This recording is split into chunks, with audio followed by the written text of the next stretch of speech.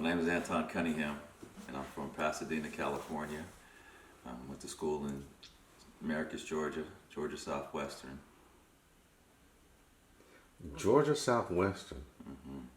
How does a guy from California find Georgia Southwestern? Complete culture shock. I was playing basketball all my life. So ended up getting a basketball scholarship from my uncle that was living in Albany, Georgia. And, you know, got accepted to Long Beach State, got accepted to the University of Arizona, but the basketball scholarship kind of spoke, and parents wanted me to go ahead and take it, so I went to Americus, Georgia. Wow. And did you stay in Georgia from that point forward, or did you go back to California? I stayed in Georgia for a while. Absolutely loved it. I think first time I went home for spring break, Christmas vacation. And when I went home and just saw everything was exactly the same, because pretty much home never changes. That's why it's home, right? So I couldn't wait to get back during Christmas vacation, and I just fell in love with just being somewhere different. So I was there for about 3 years, and then moved up to Atlanta, and just kind of fell in love with Atlanta. Everything going on in Atlanta, the AUC. I'm a Kappa Alpha Psi, so the bros as far as the fraternity and Morris Brown, Clark, everything going on in Atlanta, and stayed here for about 10 years. So Atlanta was a lot like California then. It was growing. It was like a lower pace LA, right? Less people, but just busy city, fun city, a lot going on. I think what kind of grabbed my attention was the fact that there were so many surrounding states. Within 2 hours of driving, you can hit a different state. And we were just, with my frat brothers, I kind of was just going all over the place, different campuses, different schools, different states, and I just fell in love with it. Plus it was a black city majority. Being around kind of all the AUC and a lot going on as far as the brothers and sisters, as far as at Morehouse Spelman, it showed me a different part of success, right? And LA is extremely busy. Grew up there, but it just kind of showed me a different environment as far as the brotherhood when it comes to fraternity, Greek culture, and people going to school, got doctors, getting degrees and successful, and I just fell in love with it, and then I kind of got in the fitness industry, and my career did really well, very fast, and it was a great network. My story for Atlanta, I came here for the first time in December of 1983. I drove to Atlanta from Wadesboro, North Carolina, that is, and it was like shocking to me. And I drove into Atlanta on 85, and there were 2 lanes in each direction at that point in time. And I missed the turn and ended up down by the airport. And I finally figured my way around. But now, if you look at Atlanta, I think there are 6 or 8 lanes in each direction. So that's how much it's grown. There's an apartment complex on Peachtree at the time called the Darlington Apartments, and they had a people count. In Metro Atlanta was at that time approaching 2 million people. And now we are way above, I think, 12 million, if I'm not mistaken. So this area has grown tremendously. And a lot of that money from California that you guys brought has turned the cost of living from reasonable to something else. I'd say we boost the economy a little bit.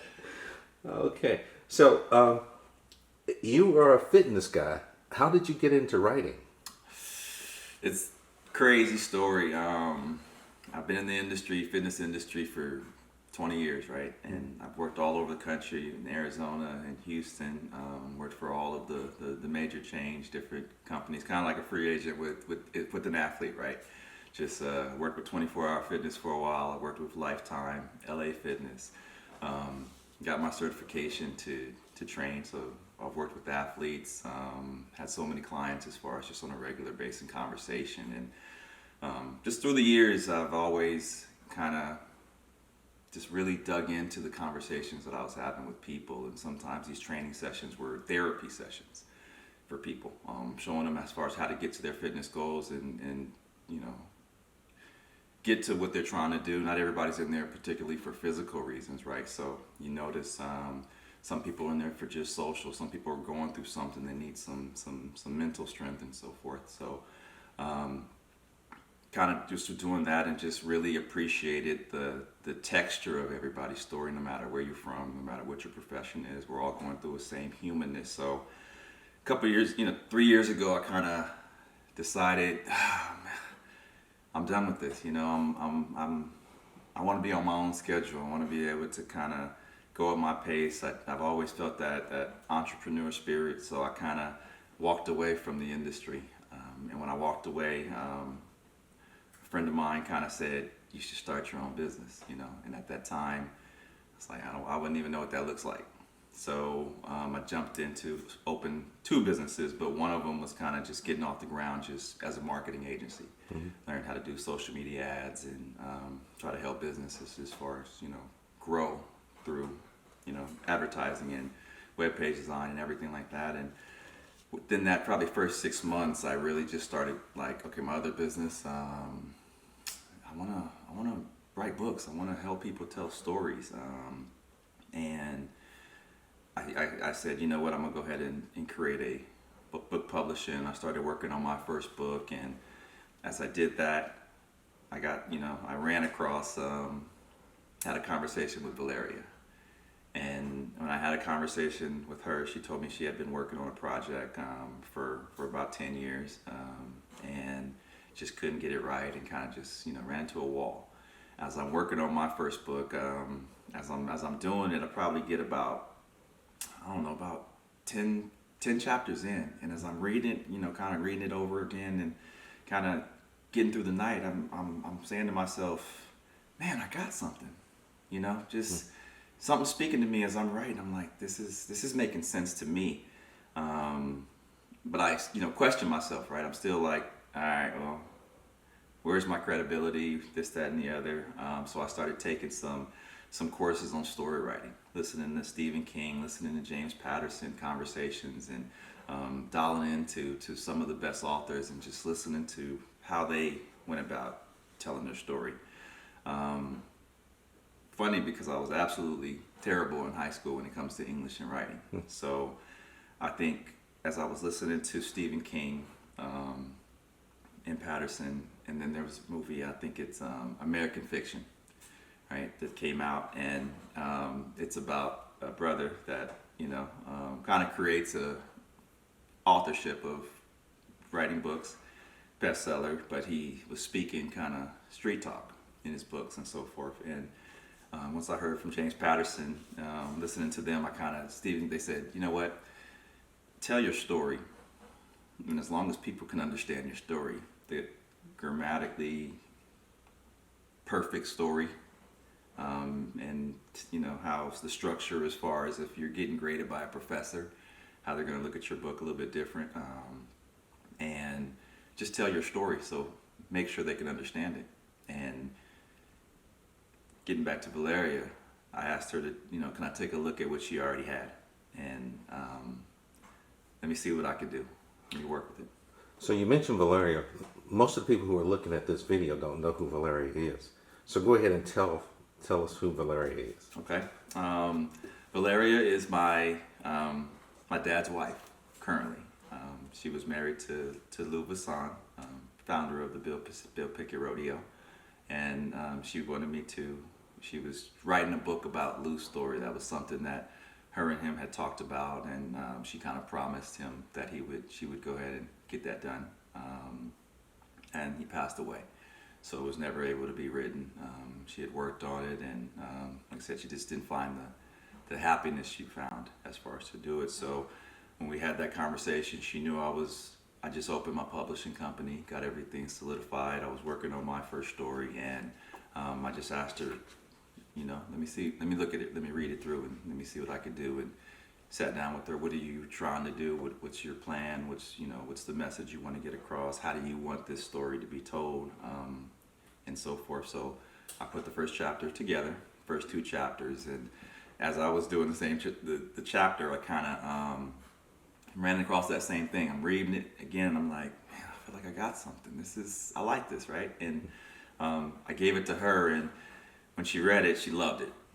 And once she did that, it kind of really gave me that confidence I needed to go ahead and really move forward, with what I'm doing, trust what I'm doing, and just get better.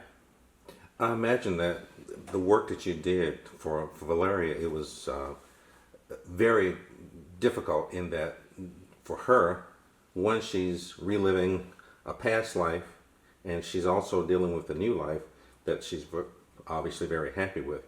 But to go back and relive this life with Lou Visandra, I'm sorry, that must have been challenging. So for you to have made her pleased with your work speaks a lot for what you did and how you took it with care. I'm thankful. It spoke to me in a number of different ways as I kind of started, as I went through the manuscript and read what she had. As I'm putting my messaging together on my website, as I'm coming up with why I'm doing what I'm doing, why I want to help people tell their story. I ran across one of Lou's quotes in the book that he said, man, everybody has a story, kind of what's yours, right? And he wants to shed a light on the whole purpose of him creating the rodeo was to shed a light on the untold stories. Oddly enough, I'm kind of getting the chills right now as I say it. Oddly, that was the messaging on my website before I even got the opportunity to connect with Valeria about the book. That was the messaging, and that was the look that was in my heart. So once I kind of read that, it was one of those moments where it came from above to let me know, okay, this is exactly what I'm supposed to be doing. All the confirmation I need now. There's no other. I have no other confirmation I need. I could trust this, and just ran with it ever since. Gotcha. So, in terms of your introduction to the Bill Pickett Invitational Rodeo, when was that your first introduction? I met Valeria. I would say, I'd say probably 10 years ago. I'm not sure. Maybe I'd be a little bit off, but I met her. I was in California living, and the rodeo came to LA. So I went to the rodeo with my two younger kids, Jane and Khaleesi, and just knew they were involved in it, knew a little bit about it, but didn't really dive in, pay attention. I just went to see the rodeo. I'd never been to a black rodeo, to any rodeo at all, so it was different. And then in LA, that was home. So came back to Georgia, went to the Atlanta one.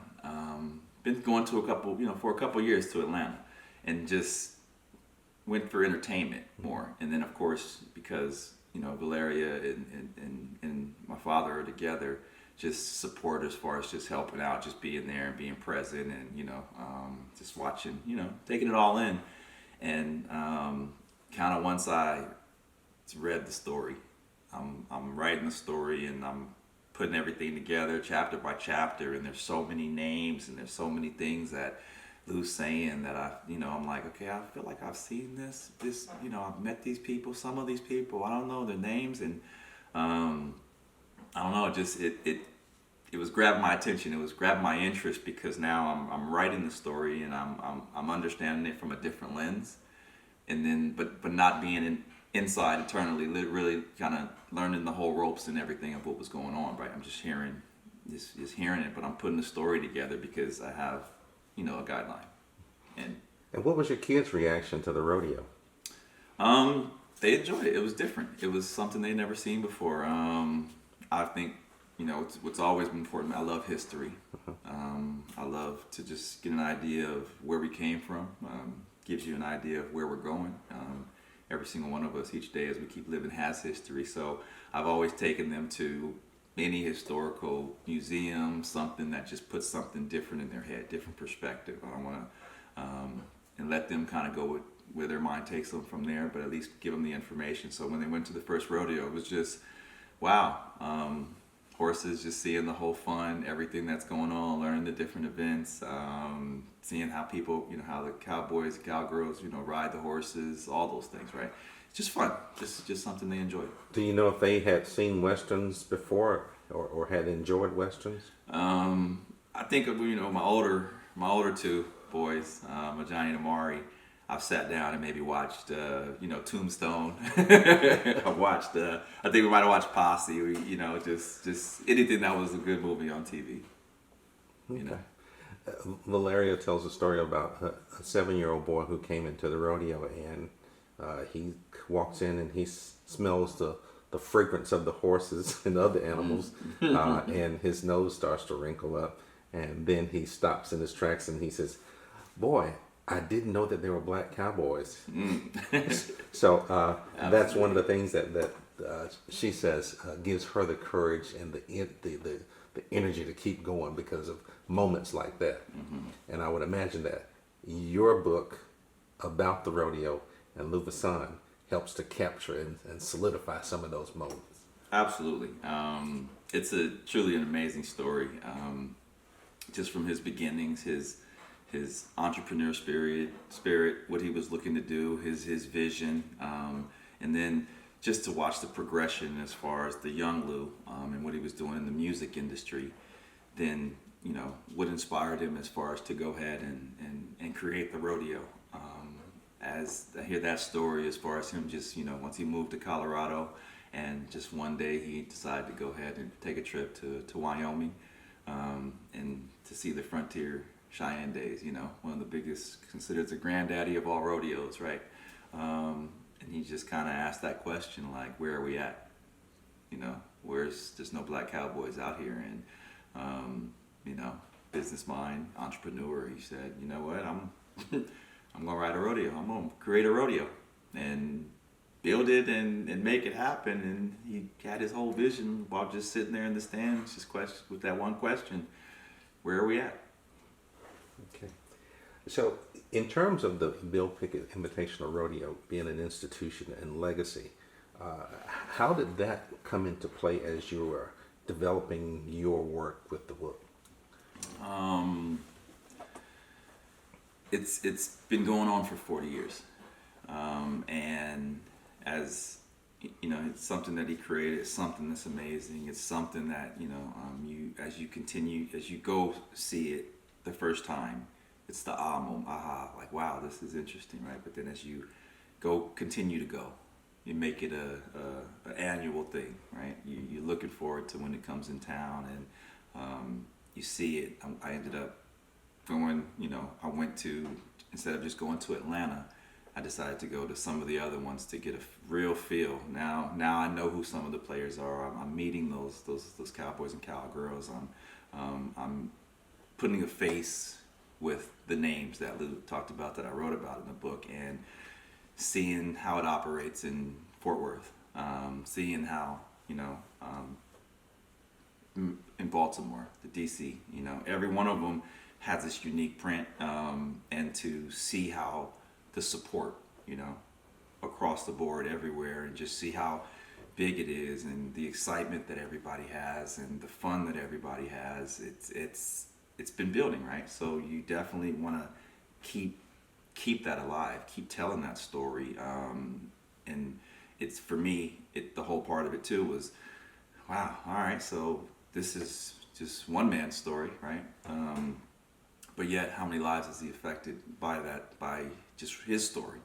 At the same time, as I'm putting my books together, and everybody has a story. What's yours, right? That's the same. Okay, well, man, let me help people tell their story. You mentioned that people sometimes make it an annual thing. I went to the DC area, the Upper Marlboro Rodeo, back in 2024, and I got up in the stands and I asked the question, "Is this your first rodeo?" And I must have talked to 20 or 30 different people, and most of them said that this is my first rodeo. But then a whole lot more says, I come to this event every year. This is the one thing that I look forward to, is the Bill Pickett Invitational Rodeo, because it's full of action, great entertainment, and I see these people who have all these skills. So that's what I learned in terms of walking through the crowds and asking the question, is this your first rodeo? Mm-hmm. It's you're right. I mean, you watch it. You know, the first time it's kind of like going to a sporting event because you know what they're doing. Not truly, it's a sport. It's a sport, right? It's a livelihood. There's a lot of skill. There's a lot of time, dedication, effort that is put into what they do. So the entertainment is the first. This is my first rodeo, right?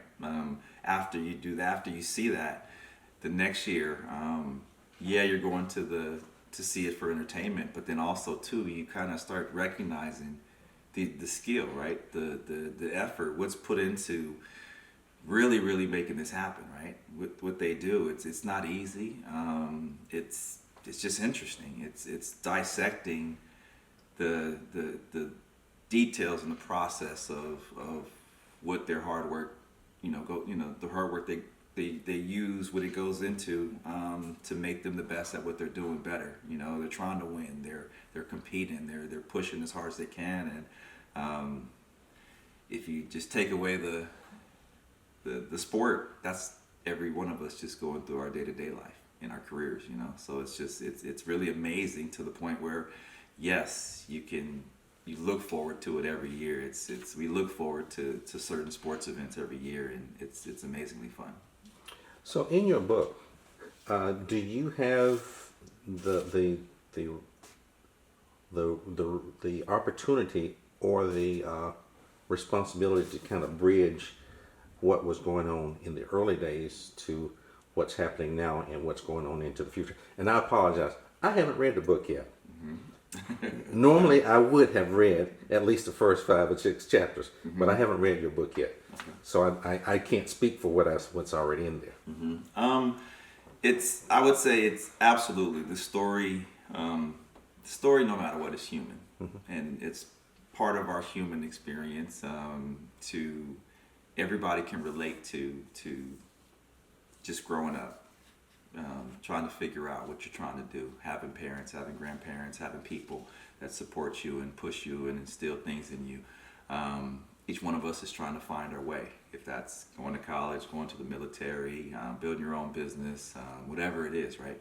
So you're able, as you read it,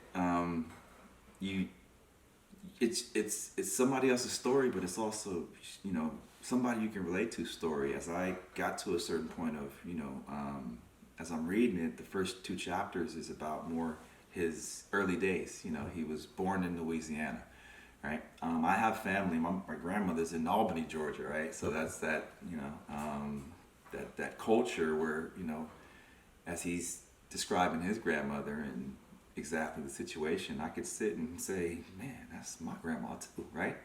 Man, I remember what those those Georgia hot days in South Georgia, the humidity that's cutting you as soon as you wake up and walk outside and start to get sweating, and the dirt roads, and all the bugs making all the noise. Now I'm reading it and I'm putting it together, and then as I go back and read it, I'm reading about myself, right?